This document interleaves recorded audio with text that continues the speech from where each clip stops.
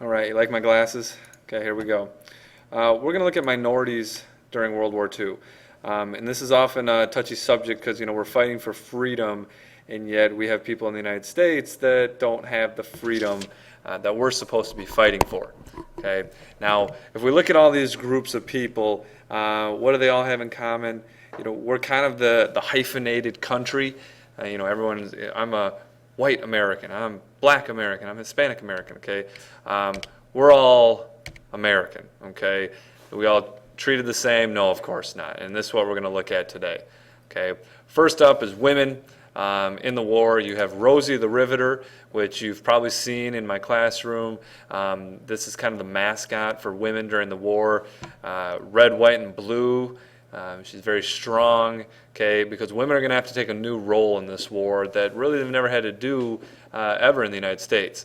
Now you'll notice, she looks pretty buff, but she also has her hair done, she has her makeup done, her eyes done, so really, women can be strong and feminine at the same time, okay, so just because you're going to work doesn't mean you're not a lady, and there's still that touch of feminism still in the picture.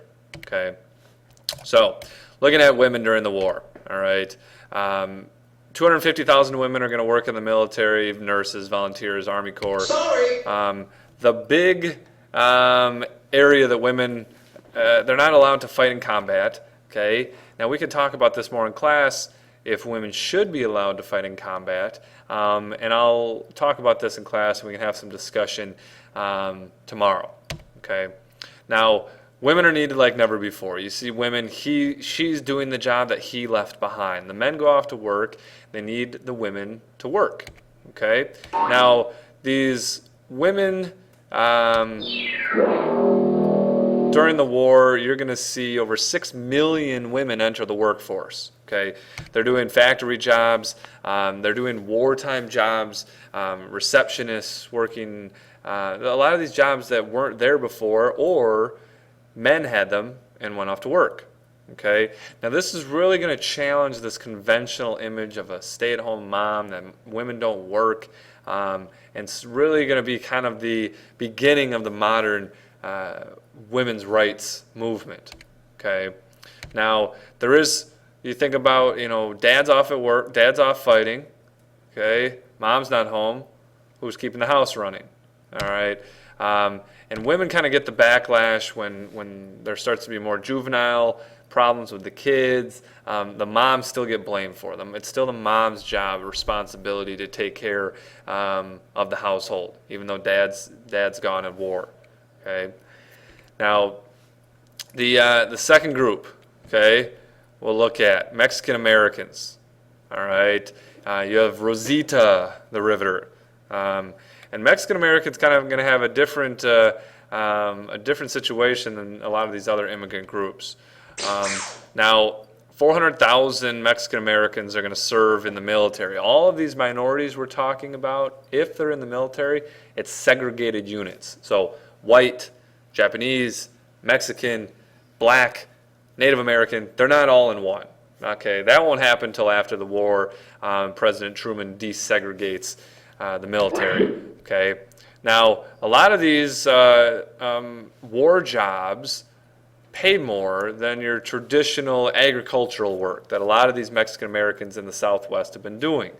And these war jobs really open up and provide a temporary escape away from poverty for Mexican Americans during the war. Okay.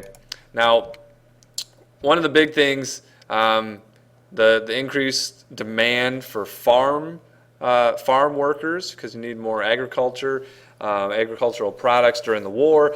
And what's going to happen is that we're going to create a program called the Bracero program, the farm hands.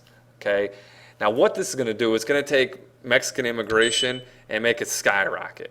Okay, we open up immigration, we open the borders, and I talked to a lot of kids that say, yeah, my grandpa came here because of this program. Okay, now the problem is that after the war, we expect a lot of them to go back. No, okay, they come during the war, they're working to help during the war because of this Bracero program, and then what, as soon as the war is over, they're just going to go back to Mexico? No. Okay, and this really starts a lot of the issues that we still see today with illegal immigration, especially in the Southwest, Texas, Arizona, New Mexico, California.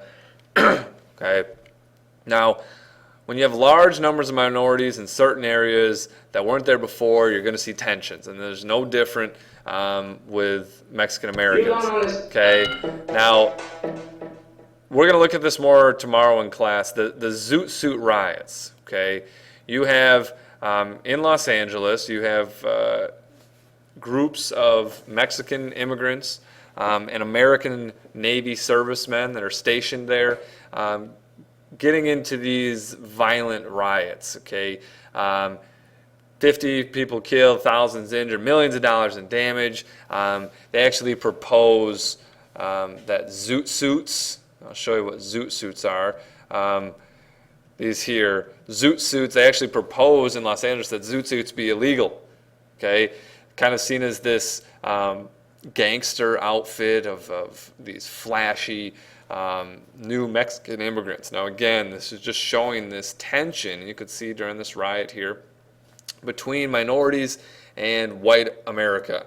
Okay, you know, this is all leading up to the civil rights movement, Dr. King, Malcolm X, you know, Black Panthers, Rosa Parks, which we'll look at. But these tensions are there. Okay, it's not just blacks, the tensions are with Mexicans and other immigrants as well. Okay, now African Americans during the war, you see propaganda posters, United We Win. All right, remember, this is a segregated America for the most part. We're not white America, we're not black America. Let's be the United States of America, and you know, by golly, let's go win this war. Okay, now, still in the early 40s, most blacks live in the South. All right, now just like the Great Migration in World War I, a lot of these jobs open up and you see a mass movement to the north. Okay, over 1 million blacks moved to the north during the war, and over 2 million total find war jobs. Okay, so a lot of these groups that didn't have any power, didn't have, you know, kind of had stuck in poverty, minority groups, women who weren't expected to work or weren't allowed to work a lot of times, and, you know, they get to work. Okay, and the jobs that are there are these war jobs, but the problem is after the war, these jobs aren't there, and if they are there, a lot of the returning veterans take them. Okay, now African American soldiers, 3 million blacks enlist in the draft. Over 2/3 of those they get deemed unfit. Now again, a lot of racial issues, a lot of racism, prejudice, and there's almost 1 million blacks serve in the war. Okay, now same sort of question. Why, if you're black and you're living in segregated America, segregated cities, segregated armed forces, why would you go want to fight for the United States? Okay, and we'll talk about this tomorrow, and just kind of think about that. You know, we're fighting for freedom, yet, you know, this guy, maybe he's over in Italy, Germany, France, he's fighting for freedom, and if he goes home in the United States, he doesn't have freedom for himself. You know, it's very ironic, and we'll talk about that tomorrow. Okay, and you know, one group of black pilots that gets the most recognition, the most prestige, is this group out of Tuskegee, Alabama, the Tuskegee Airmen.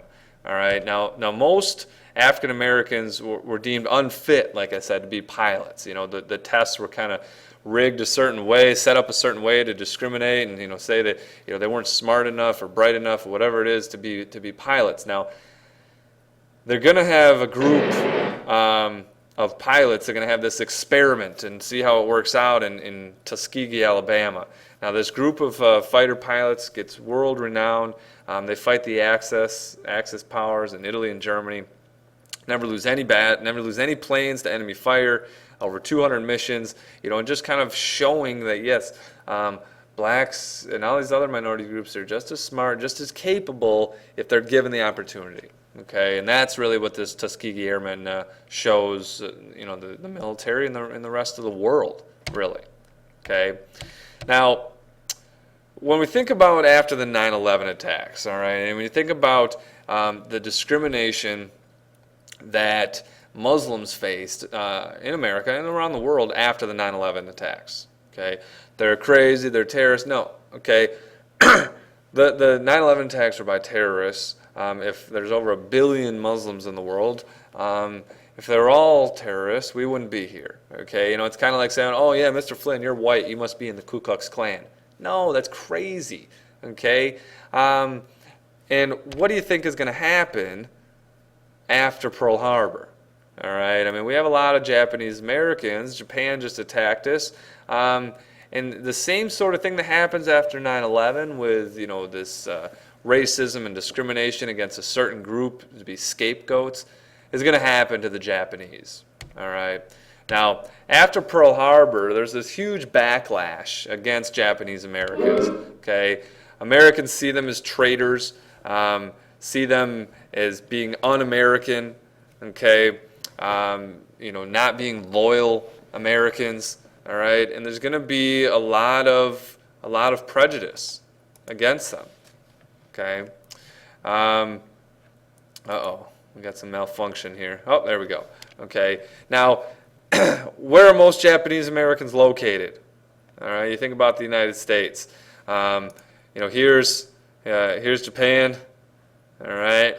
Yeah, over here, Pacific Coast, California especially. All right.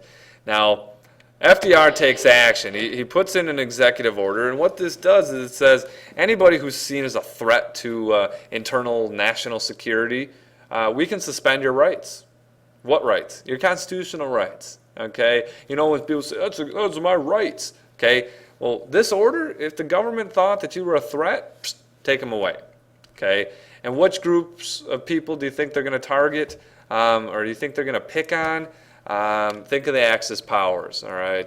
We got 110,000 Japanese Americans, you know, and along with Italian and German residents as well. But the big one we're looking at is Japanese, and they're put in these things called internment camps, okay?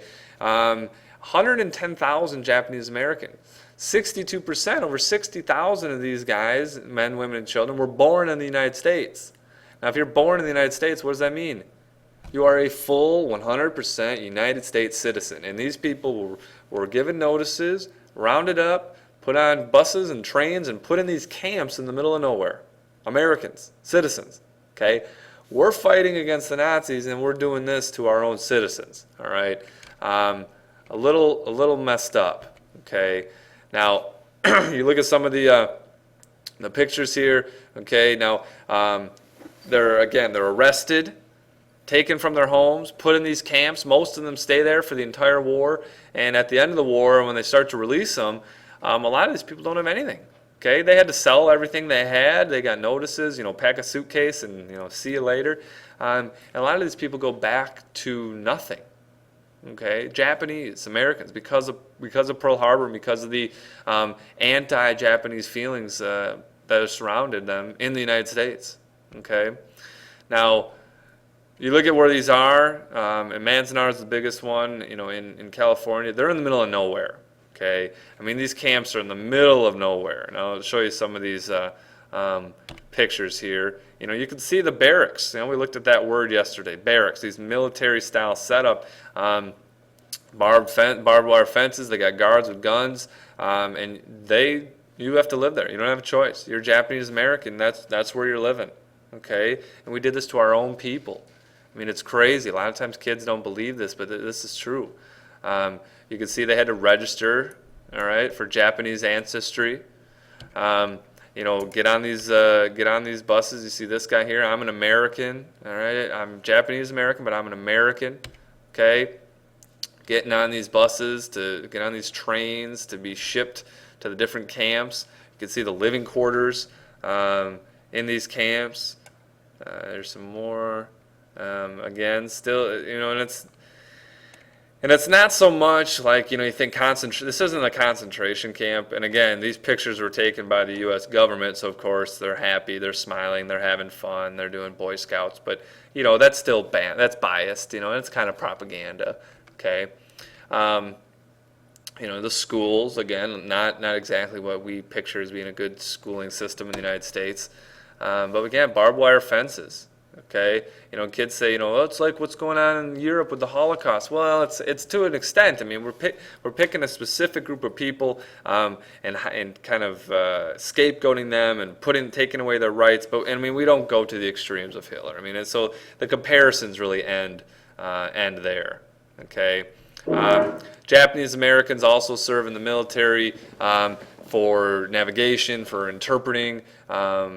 Very useful in the Pacific Islands. There's thousands of islands in the Pacific Ocean. They're very useful for navigating these islands. Okay.